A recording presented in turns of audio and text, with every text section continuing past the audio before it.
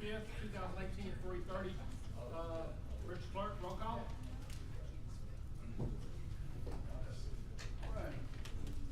Dominic, Johnson, Jackson, Lynn, Bowman, Cawthorn, Gates, Watts, Robinson, Atkins, Chavez, Smith, Lewisco. Okay, well, all rise. Commissioner Lyndon Johnson will lead us in the invocation. And Commissioner Middleton, can you give us some pledge? Let's pray. Dear Father, we come to you today most humble way that we know how. Father, we thank you for allowing us to be. Father, we ask that you continue to bless the men and women that serve our country, protect us to be the home of the free and the home of the brave. Father, we ask now that you will be with us as we make these decisions today, forever and ever. We ask that in your Son Jesus' name. Amen. Amen. Please face the flag. Veterans and active military members saluting during recitation of the Pledge of Allegiance would be appropriate. I pledge allegiance to the flag of the United States of America and to the republic for which it stands, one nation, under God, indivisible, with liberty and justice for all. Okay, thank you all. I'd like to welcome everybody here today for our workshop. And I will turn our next item over to our clerk, Mr. Hopkins. Next, we have agenda additions. I do not have any additions. Commissioner Johnson, do you have one? Okay. I was saying that the mics were muted at the time he was doing it. Okay, we're moving to citizen comments. Citizens who wish to address the commission must fill out a comment card and forward it to myself or the clerk of the commission. Comments by any citizen will be limited to 3 minutes. I have Mr. Kenneth Kreft. Thank you. And a peanut. Daily hearing. Thank you, Mr. President. Kenneth Treff, 157 Archer, 347-1105. I was going to come Thursday, and then I realized I might have to be in Baton Rouge, so it's just as well today. I was thinking back 10 years ago today was Mardi Gras, was Super Tuesday, and we had 80 tornadoes. And a lot of things happen in life, and they stay the same, especially in political organizations. And I just wanted to throw something out that I briefly mentioned years ago to Giff Gillen when he was my commissioner, but I didn't pursue it. But I saw an old rerun of The Simpsons when Homer said he would do anything, including sell his soul to the devil for a hot glazed donut. Well, I'm a guy who votes a lot, 184 times out of 184 elections. Some of those are like state insurance and health care lasers. But one of the things locally where I can vote is the commission for a single district candidate. District 4. We all live in a district. And there's 5 parish-wide. I can vote for an assessor, a clerk court, a coroner, a DA, and a sheriff. But I'd rather have maybe 3 or 4 votes on the commission. An idea that Bossier uses, Bossier City has 5 councilmen and 2 at large. Kenner has that. New Orleans has that. Same applies to Shreveport, and I'll make these comments at the council meeting on Thursday. I would rather vote for 1 commissioner and 2 or 3 commissioners at large. It's something y'all might want to think about. You've probably not heard it discussed heretofore. I've not in all the meetings I've attended and all the minutes. And probably not exactly on most people's minds, but if I had 12 commissioners and 2 were at large, I'd have 3 out of 12 votes instead of 1 out of 12. We all would. And if Mario and Lyndon and Mike were the 3 commissioners at large on a body of 12 with 9, so I don't want it to grow. I think it should stay at 12. Maybe a baker's dozen, maybe 13. But y'all would have to give attention to problems not only, well, the whole parish. Whereas right now we tend to focus on the grants or the road projects or capital in our district. But just think about that. I don't even need 3 minutes. Just think about it. Maybe the next time we do charter review, maybe when the 2020 census comes out, we could redraw the lines. And Henry would know. I don't know if it takes state legislation to change the makeup of the body. I think it does. I don't think it's something you can do on your own. So it would take legislation. And whether those people would be term limited, or if we changed it, could a term limited individual member then run for a commission or at large district? That's all could be settled. But I just like the idea of having more people for whom I can vote than 1 out of 12. That's 8 1/3%. Give me 3 out of 12 and I'm up to 25%, and we might have better cooperation when a certain number of you represent the whole parish. None of you now represents the whole parish. You do what you think is best for your district and the parish. But I'd just like to hear, anybody want to feed back to me later, call me or email me. But I think it has some merit, and it's at least worthy of discussion. And raise your hand if you have had somebody at the podium before for commissioners at large. I didn't think so. Mr. Settle? John Settle, 4 Tealwood. I'm totally opposed to Mr. Cruft's idea. I think there's some constitutional issues. We've had an at-large government in Shreveport at one time, and all that did was exclude minorities. Bossier, I have a problem with their ordinance. They have 7 councilmen, 2 at large. North Bossier has 3 of the 7 on the council. And if you've ever followed Bossier politics, most of the public dollars for self-improvement go to North Bossier. You have 3 in North Bossier. You have Mr. Darby in kind of the central, and someone else. And South Bossier has been the redheaded stepchild ever since I've been following Bossier politics since 1996. 1, I really seriously question the constitutionality of it. 2, I don't think it is good for representative government. So I hope you just put that idea to bed right now, with all due respect to Mr. Kraft. He has a lot of things he can vote on. He doesn't need to vote on 3 commissioners. Thanks.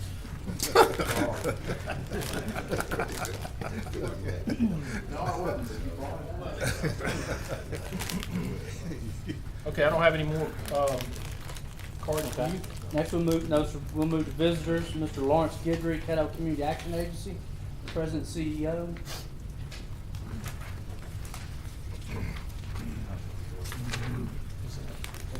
Hello, Mr. Guidry. Nice to see you. Good afternoon, again. Lawrence Guidry, 620 East 85th Street, Shreveport, Louisiana, 71106. I want to thank the Commission for allowing me an opportunity to come before you today to speak briefly about Head Start. Of course, all we're asking today is for reauthorization for another year to run the program. The ship is in good stead right now, and of course, we look forward to another banner year. And if there's anybody who has any questions, and I always like to invite the commissioners now. There's a Head Start Center in every commission district, I think, except District 12. And of course, one day, Mr. Johnson, I hope we can rectify that, what have you. But I wanted to invite you to go by, see anything that's amiss, let me know. You don't need to be escorted or what have you, stuff like that. I want you to go and learn for yourself. Thank you for allowing us the opportunity of serving you and the children of Caddo Parish. Hang on, Mr. Guidry. Mr. Johnson, Commissioner Linda Johnson? I think this is left over from the last meeting. Until we vote, it'll be up there. We need to make a motion to move this to Thursday, correct? Or is this Yeah, just- it'll come up. It's on a resolution. It'll come up later in the. So we don't need, We okay. don't need to do anything right now. Mr. Guidry, thank you for coming here today. As always, look forward to your report. Know you're doing a good job. Keep up the hard work, okay? Thank you, sir. Thank you. Next item, Mr. Clerk. Next, we move to old business, authorized resolution number 6, 2018, to form a banking development task force. Second. Have a motion by Commissioner Stephen Jackson, seconded by Commissioner Matthew Lynn, to move this resolution, because it is just a resolution, to Thursday. Do you have any discussion on that? If not, please vote. This is being recommended by the Long Range Committee.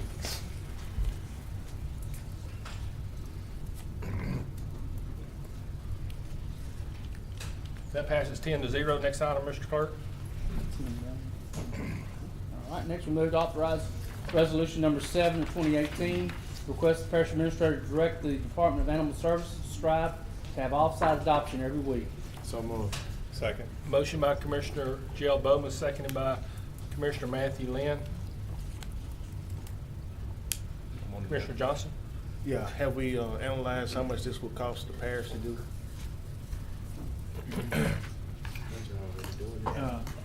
No, sir, Commissioner Johnson.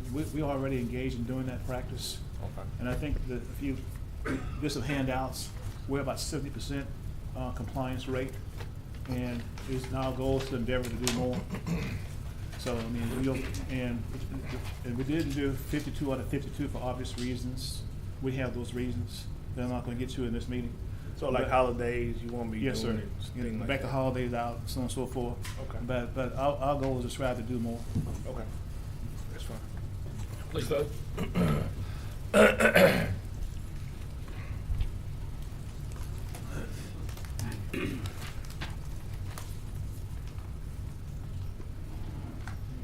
that passes 8-3. Next item? Next, we move to new business, authorize introduction of ordinance number 5753, an ordinance amending the budget of estimate revenues and expenditures to capital outlay fund to provide an appropriation of $50,000 for the village of Rodessa to make repairs for the Tyson water system. Mr. President, I move that we, in global and advance ordinance number 5753, and resolution number 10, and resolution number 11 to Thursday. Second. Okay, got a motion by Commissioner Jackson, seconded by Commissioner Matthew Lynn, to move the introduction of ordinance number 5753, resolution number 10, and resolution number 11 to Thursday. Commissioner Jackson, do you want? That's what I was going to Okay.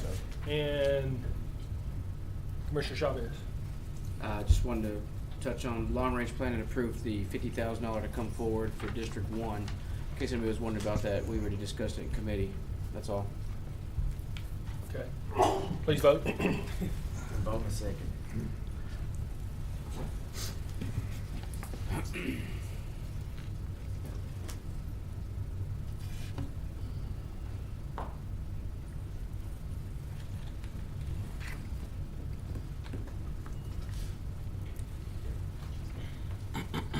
Okay, that passes 10-0. Next item, Mr. Clerk. Authorize reappointment to Fire District Number 3 Board, Ms. Helen Major. Whose district is that? That's mine. Okay. Yes, she's presently on the board. I've spoken with Chief Mitchell. There's no opposition, so I ask that we would support the appointment. Mr. Can I have a President, motion? I'm sorry, I don't mean to interrupt, but it keeps showing up 10-0, 11 people here. I was kind of thinking the same thing. Just wanted to make sure we good on that. Bowman didn't vote. Right, I want to make sure nothing gets caught up. I don't know, but he said 10-0 twice, but it's 11 people here. Who didn't vote? Bowman didn't vote the last one. I pressed it. Just like I seconded too for the Do we need to vote over? Okay. Do we need to vote over? No, we're good. Just make sure, Mr. Bowman, you voted yes for the last? Yes, sir. Okay. All right, so let me get back on the agenda topic, get it right. So Commissioner Lewis Johnson makes a motion to move this matter to Thursday. Do I have a second? Second. That's Commissioner Atkins has seconded this motion concerning the appointment of Ms. Helen Major, is that correct? Fire District 3. Please move that to Thursday. Please vote. Missouri, I'm sorry.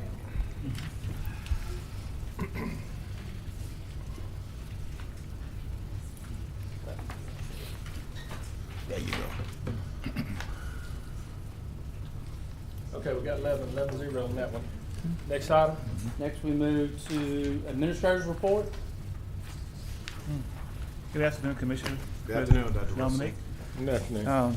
We have a couple of reminders for you, sir. We have the legislative priorities that we're putting together, and we've heard from a few commissioners on that. So we're in the final process of putting a list together, and we are meeting this Friday with the legislators at lunch to go over these priorities for this year. So if you still have something you'd like to submit, please let us know right away so we can put it into the overall document. And we are meeting at 11:30 this Friday. Petroleum Club? Yes, sir. Oh, that's this Friday? Yes, sir. What's that for? We mentioned it the last time we met, just as a reminder, we're meeting this Friday at 11:30 because they will be going to session shortly, so we're trying to work within their time frame. And that's why we are trying to get this done. Okay, did everybody hear Dr. Wilson? Hope we have a good showing. So we'll be meeting 11:30 at Petroleum Club for our legislative priority luncheon. So please mark your calendars and please be there if you can, okay? Dr. Wilson, back to you. Yes, sir. We have a request for, I guess, Ms. Bonnie Moore. And we had one of our commissioners requesting that, I believe was you, sir. Okay. So she is here, and we invite her to come forward this time if you answer any questions.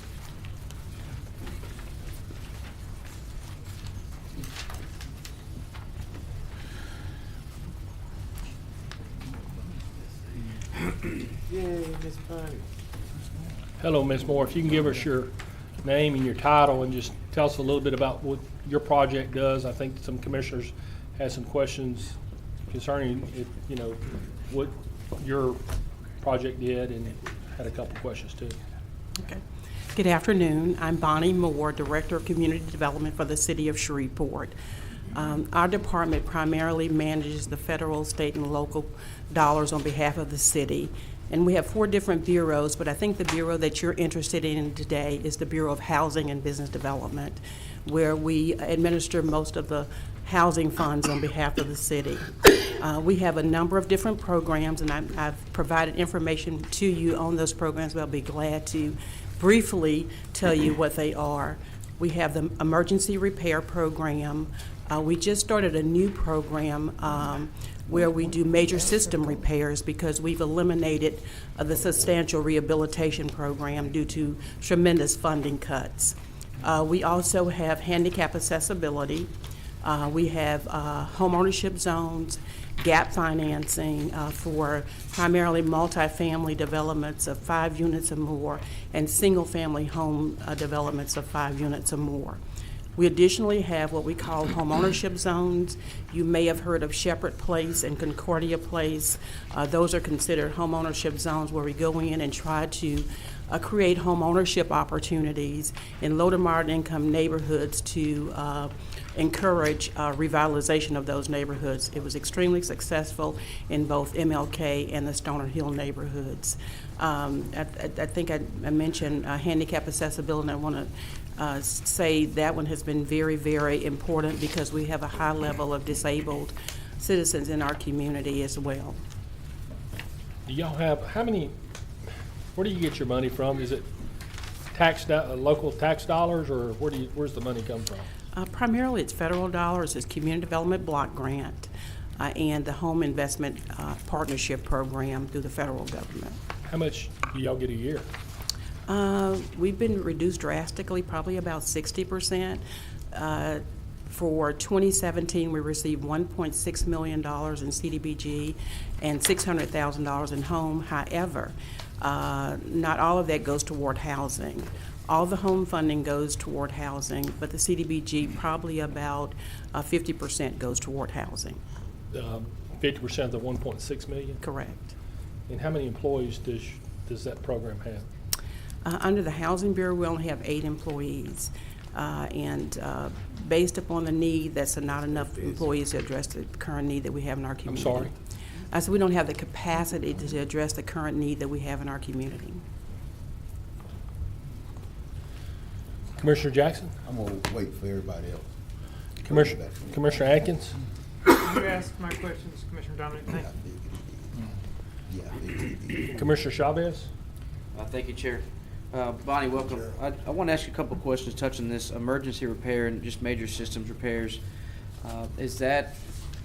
Can you touch on those a little bit, and how would a homeowner in Caddo Parish get in touch with you, and how would they qualify to get these? Okay. For the emergency repair program, it's for intimate danger. It could be gas leaks, water leaks, sewage backups, and we also will look at different emergency needs on a one-on-one basis. Additionally, the major system repair is a new program. Because we don't have sufficient funding to do the substantial rehabilitation program, we're doing major systems like plumbing, electrical, the roof caving in, floor caving in, things of that nature. And you guys will help facilitate the funding for the homeowner, and how do they qualify?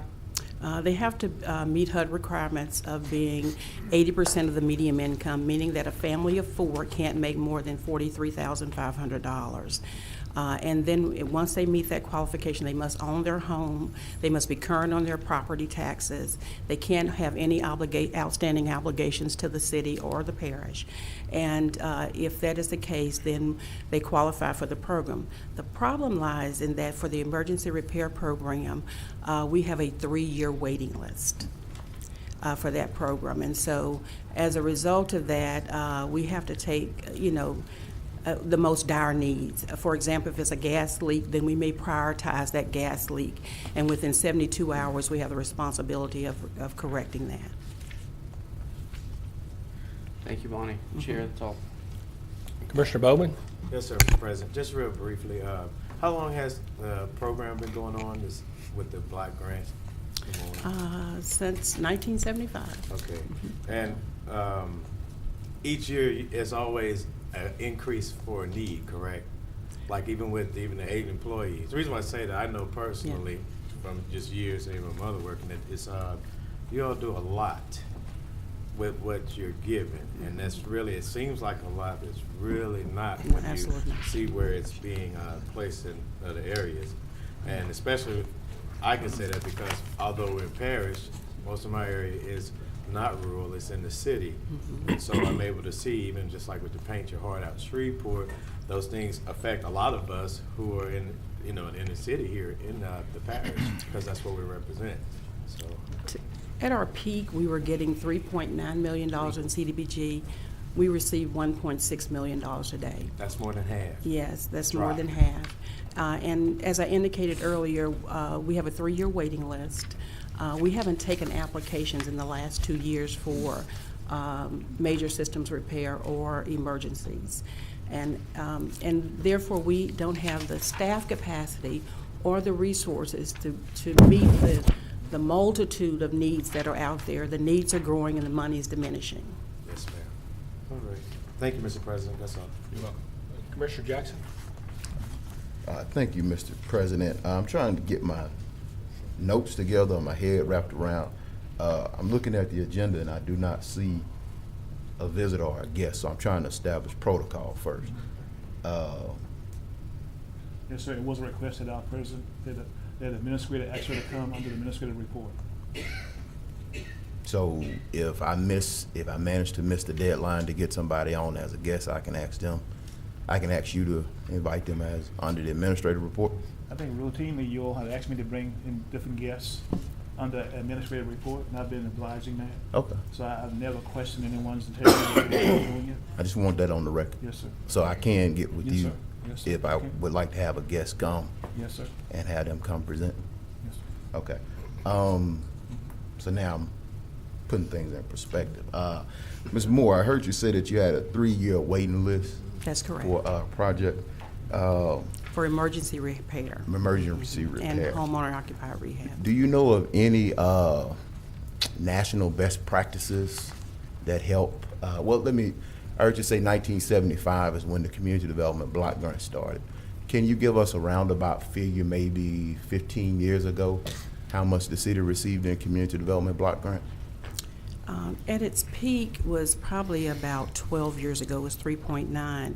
Probably in 15 years ago, it was probably about 2.7 or 2.8 million. Okay, and what is it this year? 1.6 million. So that's a cut of about? Of about 6% when we were at our peak. Okay. And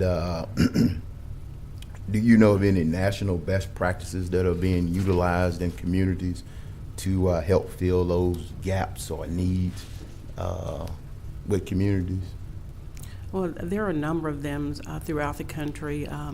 There's the National Housing Trust Fund, there's tax credits, there's a number of different types of tax credits. The tax credits has been the greatest infusion of resources into our community that made the most difference, but it only addressed renters, and it only addressed a certain amount have to be 60% below the median income, and a certain amount have to be 30% below the median income. So there's a whole gap in serving a number of people as it relates to renters.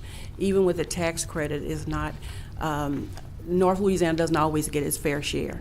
And so we even struggle there. We're challenged significantly with affordability, and so there's a number of communities throughout the U.S. that use various types of funding sources, such as NSP, which we received and we no longer have. And then which is called Neighborhood Stabilization Program, for those that don't know what that is. And then there are all kinds of best practices out there. So is it uncommon, and you've done this work for well over 20 years, done great work, nationally recognized and award certified in doing this work.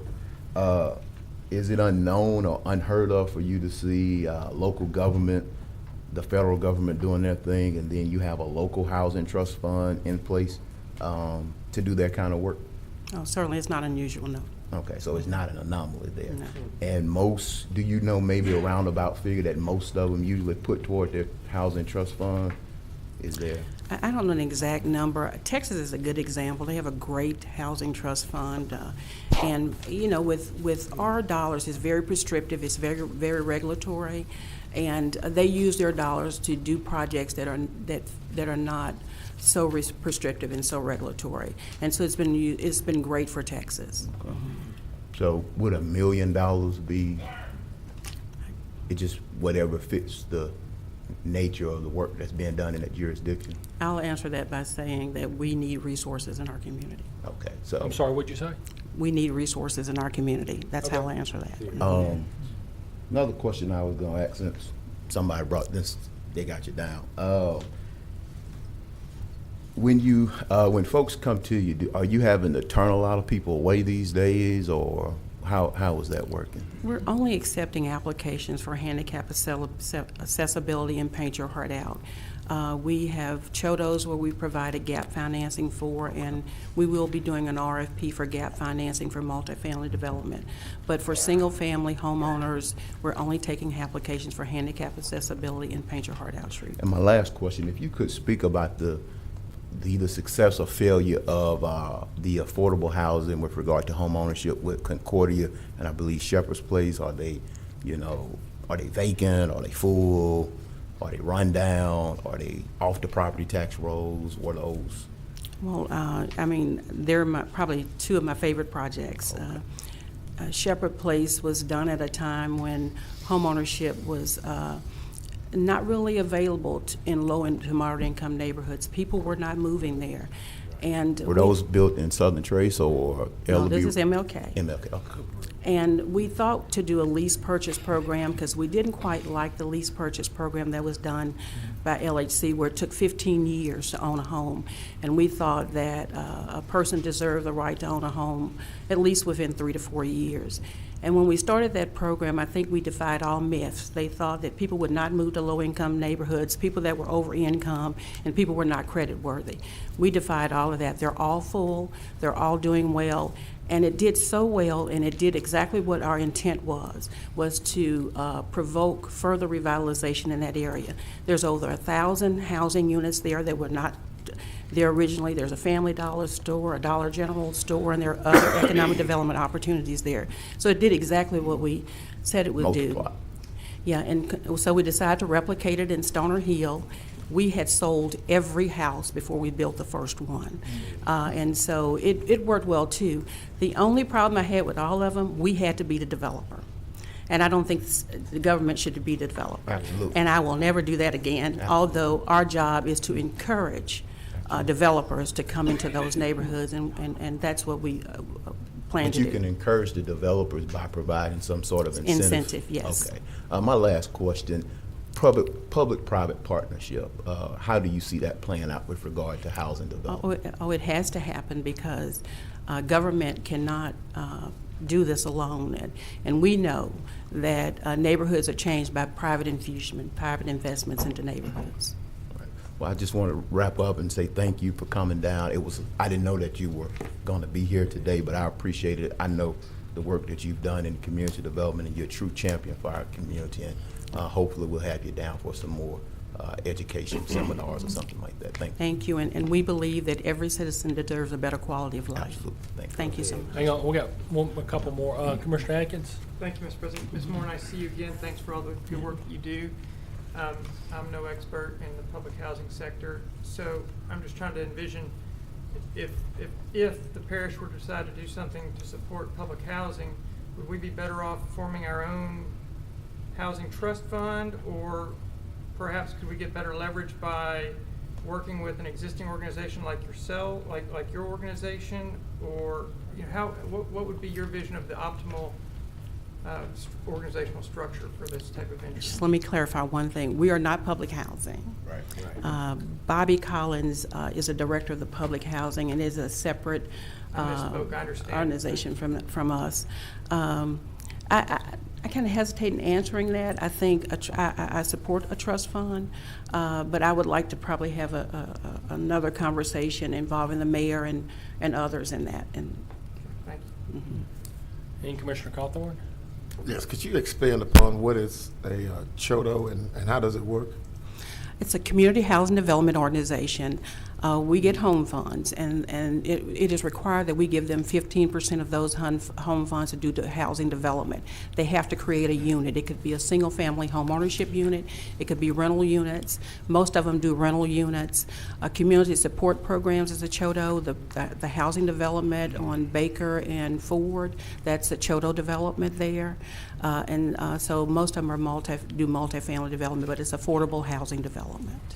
And so the partner in the CHODO is, quote unquote, could be a nonprofit in the city? It must be a nonprofit. Must be a nonprofit. Okay. They can partner with a for-profit. Okay, thanks. Ms. Moore, thank you for coming today. I really appreciate it. Some of the commissioners had questions. I did ask for you to be here today. I don't know why it really didn't get on the agenda. I don't know, but we thank you for coming today. You're more than welcome. Mr. President? Sure. Ms. Moore, before you leave, are you familiar with the Riverscape project? Yes. Did you see that project as successful, and was there any public incentive to encourage those private developers to do that? I believe that it has provided, I was a part of that process early on, and I don't think it had any public subsidy in it. As far as I'm aware, it's very successful. I know when it first opened, it was full. And that's really all I can speak to. I haven't been a part of that since that time. right, but if I understand it, there was probably the land acquisition aspect of it back in Mayor Hightower's time was originally the city's project process? No, or it was that is not correct. Okay, so no land was involved? No. But have you ever heard of scenarios where land is also either donated or provided as a part of the? Absolutely. We've done that in a number of developments. It's one of the tools we use for incentive. Because of the infrastructure issues we have in low-income neighborhoods, it almost makes a project infeasible. So you have to create some incentives to encourage private development there, and land is one of those tools. Okay. So you're not here to try to just put up high-rise public reconcentration of poverty. I think you see your work as... Absolutely. Our goal is to deconcentrate poverty. Okay. Thank you. Thank you, Ms. Moore. Thank you, Ms. Moore. Thank you. Dr. Wilson, I'll go back to you, please. Yes, sir. Yeah, Commissioners, I put at your station a letter from me to Commissioner Bowman. I would like to cover a couple of highlights in it. I did indicate that I'm moving forward with the selection of a new director for the Animal Services Department. And I also indicated in this letter to you all that it will be a partnership with the local animal welfare community. I already reached out to several animal welfare activists, and they agreed to work with me on this project. It'll be a national job search, and we'll go out and try to pick the best man or woman for the job. And also, I want you to be aware that we're still on track for getting the action items addressed, which were detailed in my action plan to you, to Commissioner Mathelin on January the 10th. We will not be using the consultant from Arizona for obvious reasons. I've also selected the Best Friends Animal Society to review our current operations. The great news is that this will be for free, and I think that's good for all of us. Amen. The objective of this is to provide me with an executable plan, which means simply that instead of pointing out things that operational, things that perhaps are compliance, this executable plan will tell us you need to restructure this or that for better efficiency of operation, and that's what I'm looking for in this particular endeavor. Also, they will be here on the ground with us in March.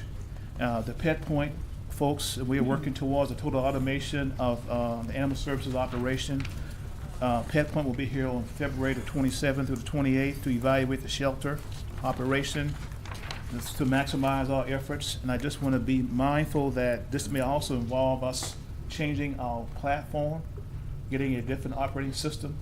And it also, we talked about our Animal Services Committee, there's a maintenance fee of about $15,000 per year for the next best system that with all the bells and whistles on it.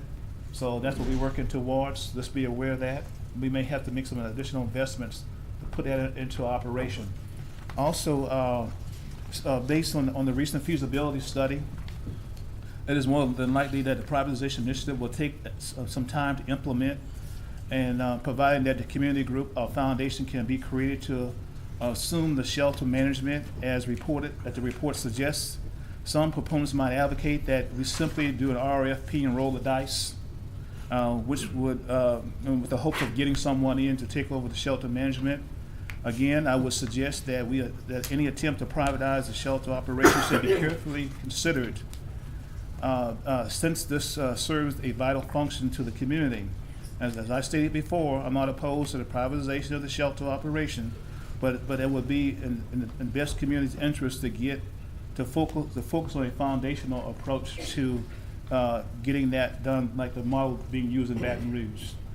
And also, I'm also pleased to let you know that we partnered last Friday with Erica Fallbaum on a community PSA project to enhance pet ownership education. That went very well. And we are talking to her about doing a 2-week summer camp for areas of the city that have a high concentration of pets coming into the shelter, to do an outreach, and she's already given us a proposal that we are seriously considering, and we're moving forward with that. Also, if I was in church, I would say I have a praise report, but since I'm not in church, I have some favorable information I want to share with you all. Yeah, we had an inspection on January the 24th from the State Department of Agriculture. They came in and inspected the shelter. You have a copy of the report at your station. There are 55 items on here. We had 50 out of 55 yes compliance, no issue. The 5 that was identified are ones we already working on anyway. And then we also had a no notice inspection on February the 1st. They came back again, and we were doing what we supposed to be doing. And needless to say, we passed that inspection. And I'm not going to throw any rocks across any river, but somebody didn't do so well, but we ain't going to rub it in. You mean Bossier? Huh? You mean Bossier? I'm not going to say anything, but I know Misery Love Company, but we're not going to throw rocks. But I want you to know that we are moving forward, and you have a copy of the report along with the management response and corrective action on each one of those things that were identified as perhaps not being an end. And our goal is to get 100% yes the next time they show up, whenever they show up. So we're moving forward. I think that deserves a hand. All right, so that's Give him an amen. I mean, yeah, we should clap when we're doing good. We got enough band. You want to see a lot of negative stuff here. Yeah, you want we to put did some positive light excellent. on this situation as well from time to time. Also, Commissioner Dominic, you should be getting a letter from the state indicating that, sir. Okay. Your copy should be in the mail.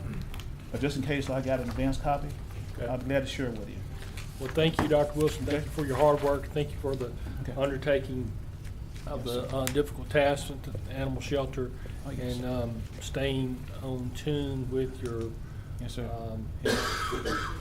what you said you would do, and hopefully we can move forward and continue to answer questions Yes, and sir. We want to improve. be- So, with that said, we have a couple other commissioners. Yeah, Commissioner one Jack- other thing, sir, if I can comment. Go ahead. Commissioner Lynn and I had a discussion this morning. Commissioner Lynn, to answer your question, it was 85% compliance rate, sir, relative to checking on those who we give vouchers to. And I thought you had a good idea with the VA hospital as well. So I want to say we had a good discussion this morning. Commissioner Jackson. Commissioner Jackson too. Whoever had the idea, it's a good idea that we look at adopting animals through that program. And I spoke to Director Sanders about that, and he's excited about that as well. So any opportunity we can, we certainly appreciate it. Thank you. Commissioner Jackson? Yeah, appreciate it. Thanks, Dr. Wilson, for everything that's going on over at Animal Service. Appreciate you, Kelvin. I just had one quick question about the, I had a chance to read through the is it James Lorenz? No, it wasn't James Lorenz. Yes, sir. Okay, Dr. Lawrence. Yeah. Okay, I'm sorry. Yes, sir. And it seemed to focus on a nonprofit or sort of a foundation Yes, sir. managing the shelter. That's correct. But what I thought I was going to be seeing at some point was a conversation about a private company maybe looking at it. Did they just not include that, or Yeah, is that out of the question? It didn't even address Yes, sir. a They private. did include the ASPCA from New Orleans that took over the whole operation. What is it called? The ASPCA took over. But that's like a. It's a national. It's a organization. nonprofit though, right? Yes, sir. It's It's a no, nonprofit. what I'm saying is a for-profit entity. Oh, That's what I kind of didn't see, and I'm not knocking their report or anything. I just had hope. Right. Could we reach out to him to probably look at seeing? And I don't know if y'all have to revise anything or if they don't want to look at it, but I think if I may comment on that. go ahead. The nonprofit was for the mere fact of raising money. Okay. And contributions. Right. It was. To take it beyond. Right. A profit business would be able to take it.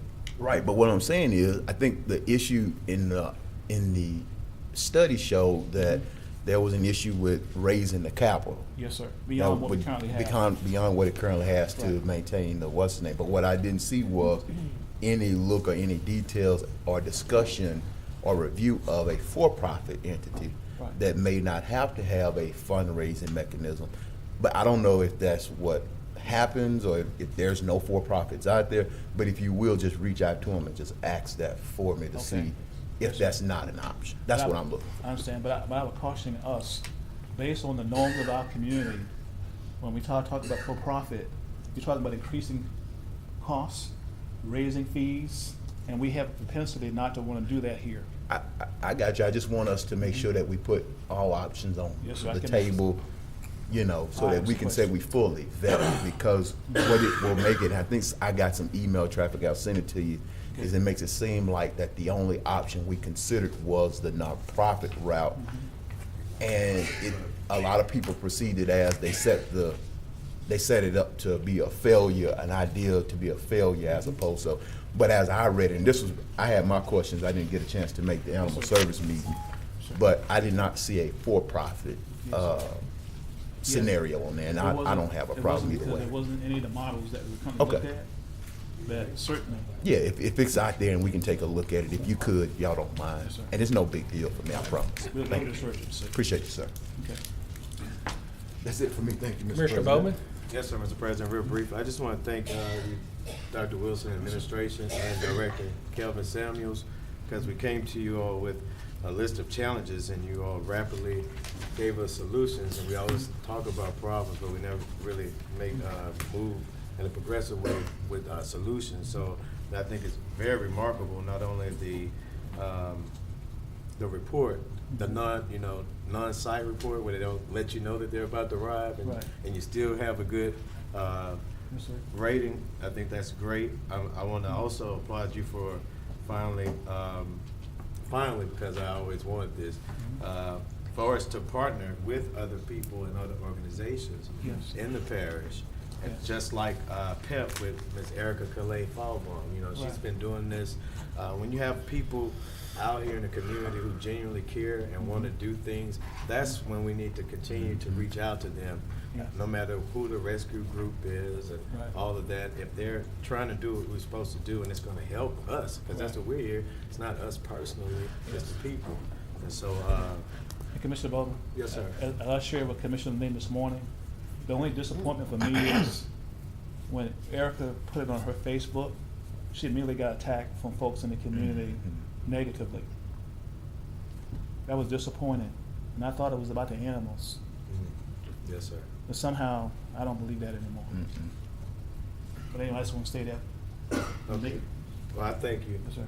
And thank you again, Director Samuels, for doing what you're doing. And I just want to piggyback, I guess, with Commissioner Jackson and Commissioner Lynn, that it would be a good move probably in the future Mhm. that we can look at those other options for Sure. our public, Yes. All right, thank you again. Thank you, Mr. President. Yeah, I think that it's a good thing to look at the profit, but Commissioner Chavez and I've said, you know, with the $600,000, not a whole lot of room for profit there, you know. Yes, so sir. It's gonna be difficult. Commissioner Middleton? Thank you, sir. I was just trying to figure out what you were referring to as far as Erica's publicity on her Facebook, but anyhow. It was, I'll get it. We can talk later. yeah, we can talk about that offline. We'll get back We on got to that. share it with you, Commissioner. Okay. Nelson. Thank you, Dr. Wilson and Kelvin, for what y'all doing out there. And I also want to give out a shout out. I think it's Sheikah that did the adoption out yesterday at the Marcus Meow. I understand they took 7 out there, and at the time that I talked to her, they had adopted out 6 of them. I don't know if they got number 7 done either, so that's good work.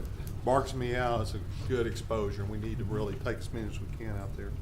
But I do appreciate you reaching out for PEP and getting Erica involved. I think she can reach a lot more people. I've been to one of her programs. If you've not been to one of them, you need to see the effect that she has on kids.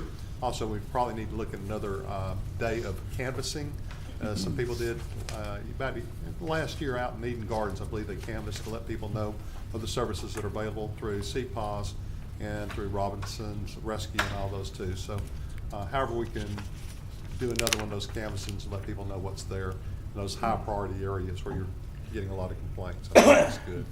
Thank you, Kelvin. Again, I'm going to give you a second shout out. All right, you did a good job out there, and let's move forward with this overall plan. Thank you. Okay, thank you once again, and it is refreshing to see some positive news happen with the animal issues. So, Mr. Hopkins, moving on, please. Next, we'll move to communique and committee reports. I want to just remind you that notice will be given at the Thursday, February 8th, 2018 regular session as required by RS 4219.1 to give notice of intent to consider adopting a resolution ordering and calling an election to be held in Caddo Parish to authorize renewal of an ad valorem tax. That will be on your agenda Thursday. We have to give by state law a 30-day at least intent, and that'll be published and also sent to the legislature. This is for the Park and Recreation renewal That's that will be correct. on the supposedly ballot in November, correct? The exact wording will be Thursday. We'll have that Thursday on the Okay. agenda. Commissioner Lewis Johnson? Thank you, Mr. President. I want to address a couple of things. Want to echo the sentiments of the other commissioners and say congratulations to administration and to Kevin for doing a good job, for having a inspection and having someone come in to really look at what's going on and view it favorably. That's a good thing. You said that you wouldn't give a praise report. I think you should. So that's a good thing, but I think we've addressed that.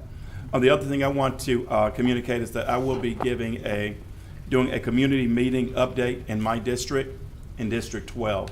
I'll be doing 2 meetings. The first on tomorrow at the American Rose Center, and the second will be on February 20th at Western Hills Baptist Church. And the purpose of the meeting is to just bring those citizens from my district together and give them an update as to some of the things that we have encountered and been doing here at the commission. Also to address some basic concerns of the district. So I'll be doing 2 community meetings, one on tomorrow and the second one on the 20th. So wanted to take this opportunity to put that out there and invite anyone, but especially those members and citizens from District 12 to please attend. What Thank time, you. Commissioner? Sir? What time? 6 o'clock. 6 o'clock. American Rose Center, and I have all the stakeholders are invited. Of course, all the commission, sheriff's department. When I'm doing the one in the city administrator, school board, all of those members that affect the quality of life for our citizens will be there. So, like for everyone who can, to please attend. Thank you.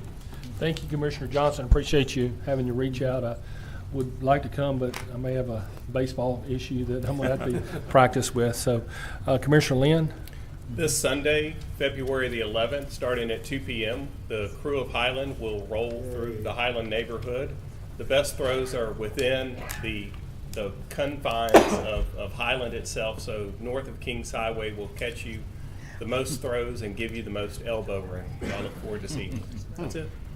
Thank you, Commissioner Lynn, and appreciate your hard work with the crew of Highland. And Commissioner Atkins? Thank you, Mr. President. Hopefully all of you that are on the Economic Development Committee meeting have seen the notices that we have an Economic Development Committee meeting immediately after this session ends. Let's give ourselves a 5-minute leg stretch and then back in our seats for 5 minutes after the end. Thank you. Back there. Are we? Yeah. I think we're doing it here. Oh, we're doing it. We're set up to do it in the back room. Just like a map. Yeah. Well, it looks like we probably have more attendance. Okay, well, we're gonna have to make some. Yeah, It may take longer than 5 minutes then. But Mr. President, how much time do you need, Todd? It's about 10, we should be able to. Okay, 10 minutes following this meeting, we'll gather for the economic development. Okay, moving on to our next item. Mr. Clerk. Okay, next we move to President's Report. I'll move that to Thursday. We'll just save it for Thursday, okay? Okay, next we move to citizen comments, late arrivals. I have 2 cards. First, I have a Mr. Billy McBride. Okay, Billy McBride.